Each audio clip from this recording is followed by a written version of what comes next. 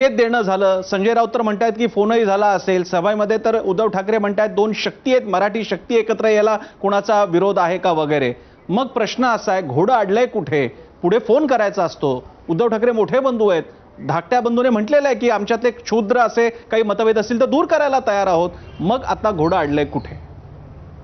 मुळात घोडं कुठेच अडलेलं नाहीये आणि दोन भावांमधले संभाषण प्रत्येक व्यक्तीला कळतीलच असंही नाही. बरं. कारण ते अगदी घरासारखे असल्यामुळे, म्हणजे सख्खे चुलत भाऊ असल्यामुळे त्यांच्याही आज आम्ही दोघंही प्रवक्ते म्हणून आहोत. अगदी संदीप देशपांडे पण राजसाहेबांचं असंच मत आहे असं नाही मांडत आहे. बरं. त्यांचं ते प्रवक्ते आणि इतर ज्या घडामोडी होत आहेत त्याच्यावर ते बोलत आहेत. आणि आम्ही की बाबा आमच्या पक्षप्रमुखाला सगळ्यांनी आम्ही सांगितलं की युती झाली तर छान होईल. कारण आज ज्या पद्धतीने बघा ना, अगदी कसं कसं चाललंय. हिंदी डोक्यावर बसवतायत, म्हणजे कुठूनही बरोबर ते सगळी गणित बसवतायत.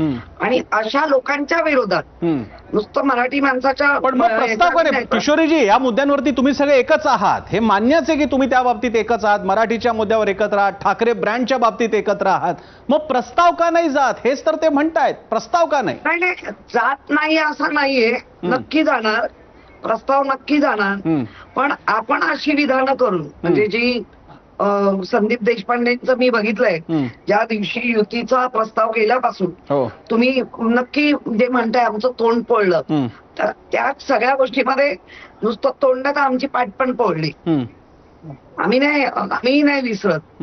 तुमची काय पाठ पडली? नाही, मला नाही कळलं. मला रेफरन्स नाही कळला. जरा बोलू दे ना पहिलं. हो, पण किशोरजी पाठ कशी काय पडली तुमची? आज आपले मुख्यमंत्री सन्माननीय देवेंद्र फडणवीस ते तर सांगतायत, म्हणजे त्यांचं विधान मी काय इथे घेते, ते सांगतात भूतकाळ काय झाला तो बघू नका, किती वाईट कोणाचा भूतकाळ असू दे. फक्त आम्ही तसं नाही म्हणत आहे. आम्ही म्हणतोय वर्तमान पण आणि भविष्य पण दोन्ही चांगले. भूतकाळ गेला तो गेला. मग आता तिथे पण तीच परिस्थिती आहे. भूतकाळ नाही बघायची.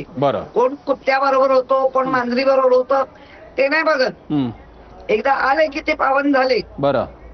मग आपण तर एका आडनावामधले अडकलेले आहेत, भावांमध्ये आहोत. ज्या पद्धतीने मुंबईचं पूर्ण, जर तुम्हाला म्हणजे आम्हाला जेव्हा सांगता सत्ता सत्ता, तर तुम्हाला तेच वाटतंय. असं संदीपच्या बोलण्यावरून वाटतंय की नाही आम्हाला सत्तेच्या बाजूने जायचंय. त्यामुळे दोन प्रवक्त्यांची विचाराची दिशा ही जर आम्हीच भिन्न भिन्न मांडली तर जो मेसेज कोणाला जायचा तो मग जातो ना. त्याच्यासाठी ट्रॅप लावायची गरज नाही. ट्रॅपचं काय एवढा खुल्या संदीप किशोरीजी न बोलता खूप काही बोलून गेलेले आहेत. त्यांनी सांगायचा संदेश देऊ केलेला आहे की संदीप, आपण दोघे प्रवक्ते आहोत, एकच लाईन पकडूया, नाहीतर फायदा वेगळे घेतील. हाहीच ती लाईन आहे किशोरी पेडणेकरांची. काय बोलणं आहे तुमचं? नाही, असं आहे की मी किशोरीताई काय बोलतावर याच्यावर माझी लाईन ठरत नाही. माझे पक्षाध्यक्ष आणि माझा पक्ष जे सांगतो त्याच्यावर माझी लाईन ठरते.